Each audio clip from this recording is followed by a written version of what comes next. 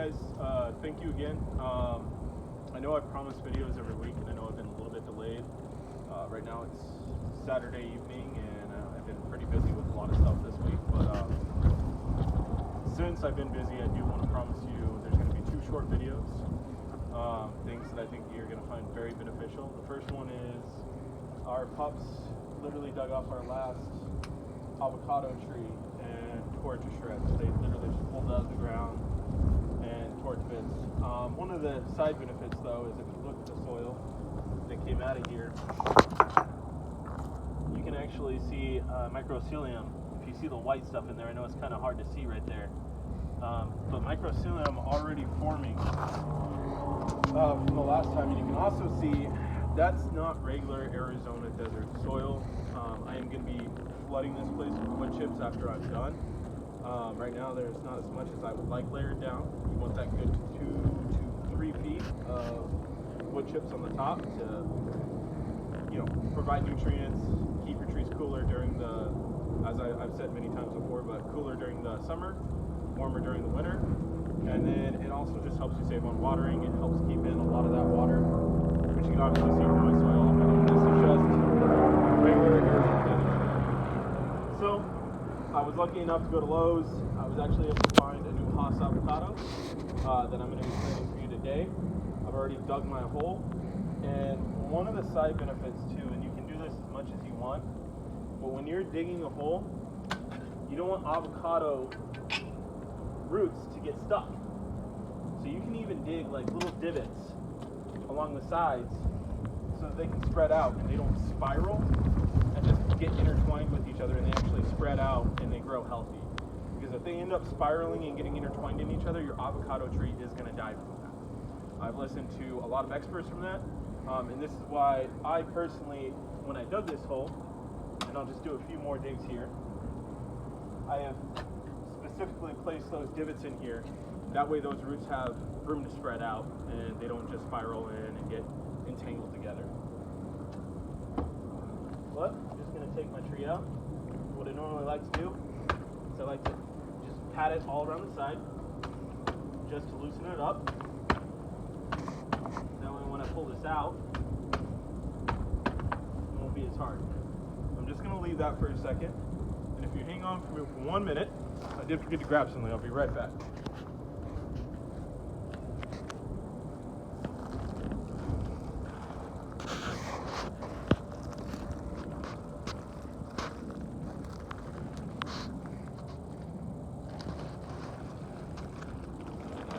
So, something I personally love to do, and this is just my preference,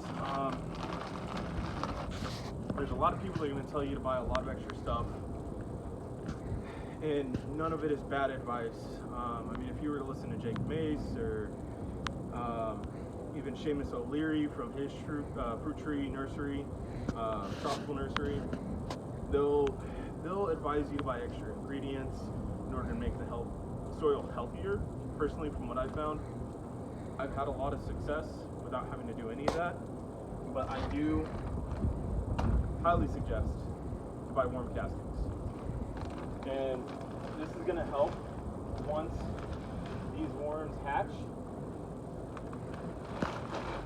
in creating a healthier soil biome, because the worms are going to hatch, grow, and then they're going to provide nitrogen for the soil, and they're going to loosen it up as well while you water. Pull this thing out. I sort of like to do this next to the hole. That way if there's any loose soil, just following in, pulling right into the hole there.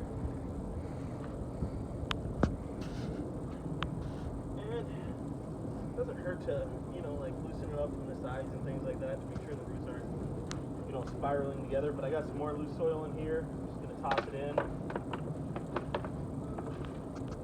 Just to add in. And I'll show you what this looks like in my next video that I do of the yard. But what I'm going to do from here is I'm just going to fill this hole in all the way around, and then I'm going to cover it with wood chips. Thank you for watching how I plant an avocado, and please remember, if you're interested in having an avocado tree on your property, there are a few other key things that I did not mention. One, I have this avocado here placed specifically because with my wall, this gets shade 24 hours a day. We have very, very bad summers here. And with those summers, if you do not have an avocado tree in shade, it will burn off and it will die off in the first year. You want to protect these things for the first 2-3 years until they are solid and they have a good, realistically, anywhere from a foot to 2 to even 3 feet of growth on them. You really need those first 2 to 3 years are critical. You want to keep them in shade and you want to let them grow into the sun versus the sun just hitting them.